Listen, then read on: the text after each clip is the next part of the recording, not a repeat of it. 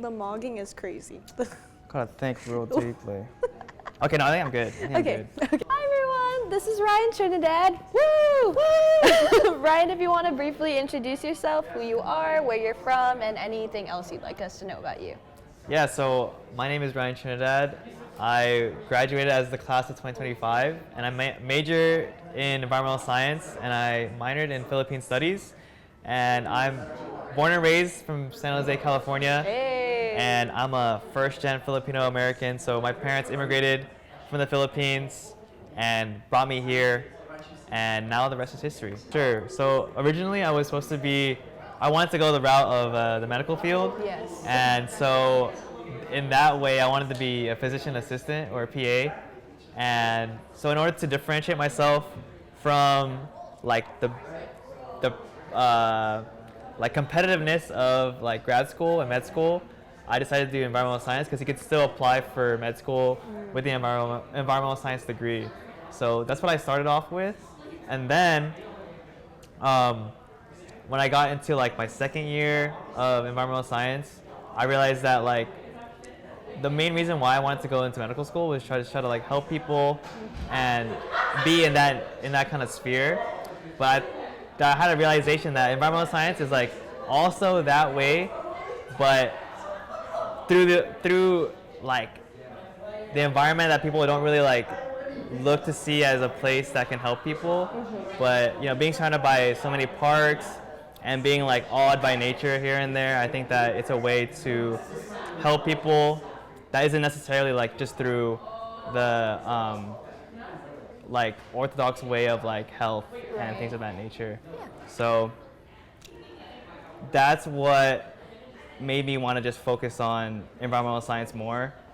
And I just think I didn't want to really go through like 8 years of school, Yeah. you know, after the 4 years. So that's what eventually got me into the environmental science field. Thank you. Yeah. So what's funny was before this interview, I met like my favorite professor. Oh my God. Yeah, That's I know. Crazy. His name was Professor Jack Ledvay, and he not only taught one of my favorite courses, but he was my favorite professor because of just his character.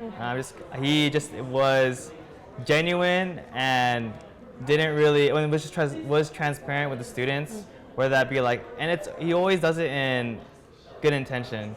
And I thought his character was just super respectable, and he did a lot of affirmations of my character as well. You know, allowing me to be humorous in class, you know, not being lighthearted with how the class functioned. And so I really respected him as a professor in that way.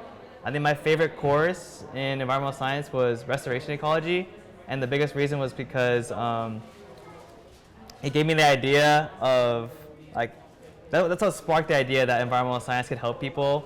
And that was through like reutilizing like dilapidated buildings or underused like construction sites and making it and beautifying it, restoring it into like its natural state back then. So I think that got me super passionate about environmental science. I am forever grateful to YPSP, not only through the professors that nurture the minor, but also like the students around it too. I had the honor to take a class with the Jordyn. Oh my gosh. And we had it with one of my Rushmores of professors, Professor Irene Deglier and Professor Ivy as well. And they just did a great job in creating a very inclusive space, because we had people in our class that didn't completely identify being Filipino, but they're Filipino adjacent, and we welcomed them with open arms.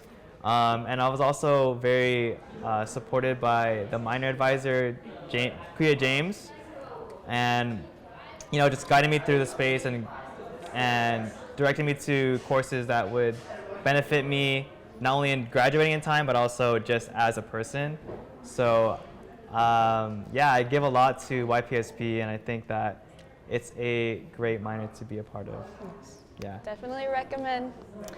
Yeah, so right now I am working, thankfully. Yay! Thankfully, I'm working. I got out, everybody.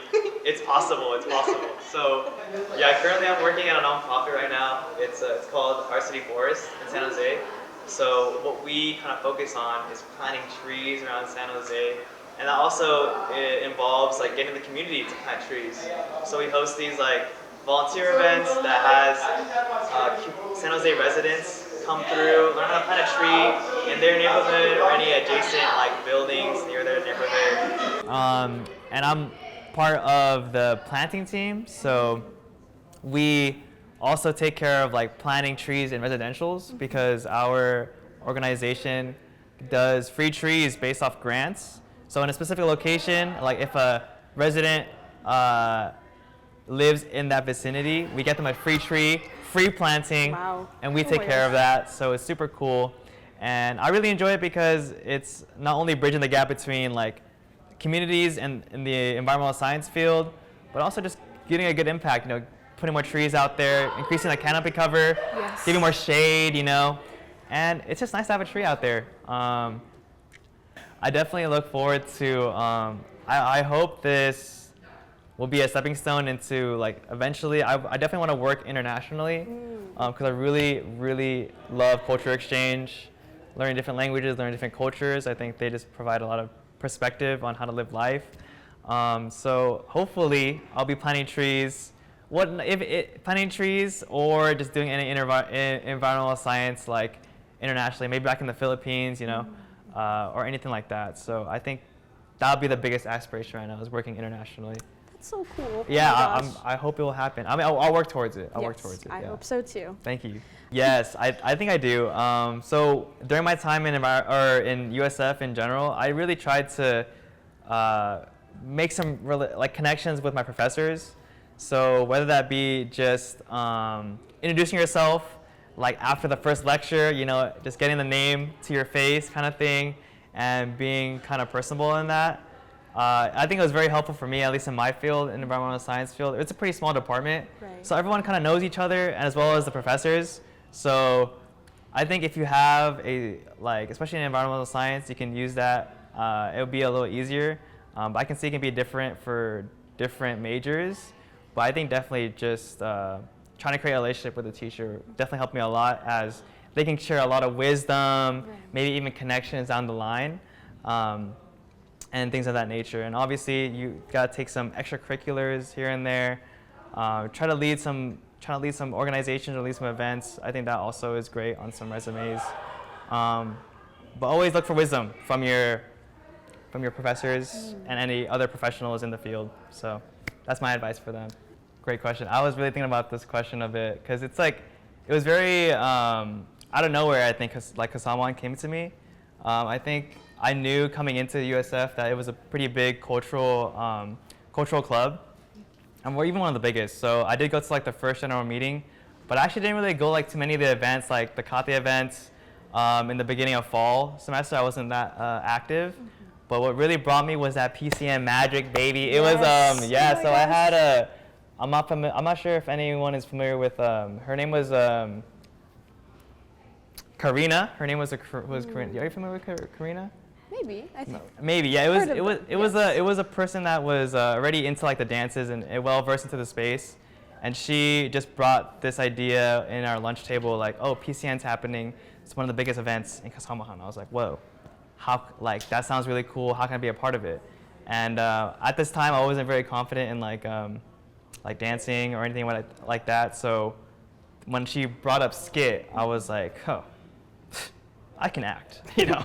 I think I can try to act. So that's me auditioning for skit was what kickstarted my Kasamahan journey, and I haven't looked back since, and I've only been smiling ever like looking back to it. So PCN is definitely what brought me to the Kasamahan space.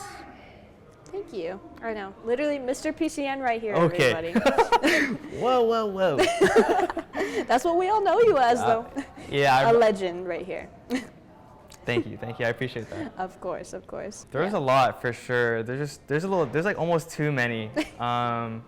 But I think my most memorable one was probably like my freshman year or freshman year when it was PCN season. I think on my birthday, like I was adopted for like the kate events or the kate stuff. So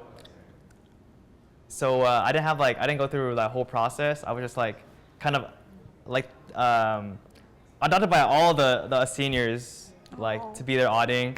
So when my birthday hit during Hell Week of PCN, which is like our McKenna practices, they like everyone, or my two ates, Ate Tyson and Ate Karen, they wrote me cards, and they also had people just like write messages on them, and I still have them like hung up on my wall, and everyone sung me happy birthday, and we had a great run through that day too. So that was probably like my most memorable event. But there's countless that happened through PCN and just through existing at Kasamahan. So it's a great club. Oh my gosh. It's just super dynamic. I feel like I think a lot of my Paraluman for sure was definitely like my upbringing, and that includes like my grandparents and my parents. Just their time in the Philippines and what kind of hardships they had to go through, kind of gave me a lot of motivation to, not to necessarily one up them, but really do them justice and like their efforts in giving me a good future. But I think about just everyone that I met here, like everyone that's surrounding me right now, and Jordyn as well. Like I feel like I took a lot of perspective from just talking to people here in the Kasamahan space, and so I feel like a lot of everyone here is pretty much part of that like Paraluman, like the aspiration, and I have a lot of pride in this space, as well as I'm very optimistic in this space. So yeah, everyone really inspires me here. Yeah, I think it's as simple as really the people, and I think also just the executive board, because I knew a lot of them just within my time in the space, and just the amount of passion that they're putting into evolving this space and giving time to the space. It's almost like a second job to them. They're not being paid, so I just really appreciate that passion, and I kind of want to keep engaging with that passion.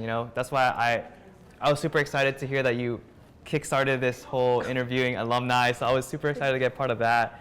But not only just like to, mostly just to get you some action and really show you that this kind of stuff is really appreciative, and it takes guts, it takes courage to do this kind of stuff. So I really admire that you're doing this, and I'm really happy to be a part of it. So mostly it's Jordyn. But mostly it's all of Kasamahan and just the people here. They're very inspiring and very devoted to keeping this space as good as I remember it to be. I'm gonna cry. Oh my god. Oh, Ryan, you're so funny. Oh no. You're just so silly. Okay. I would really just say just keep it up, really. I mean, I'm seeing a lot of great things already in like the Kasamahan Instagram, and just the passion that's already being put into the space, and still continue to be put in the space.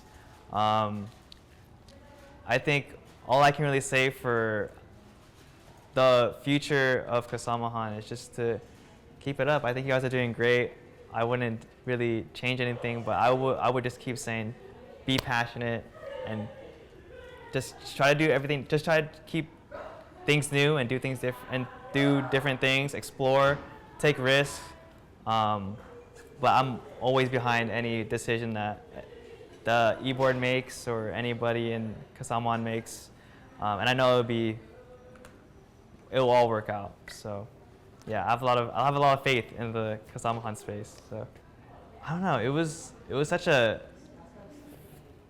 a interesting thing, because I think that everyone goes, at least when like my friends like think about going back to college, was like you're like starting a new journey. Like you can be anyone you want. You can take the person that you were in high school and be completely different. So I kind of want to go into like that approach, like going into USF as an undergrad. But I think what really gave me the most, what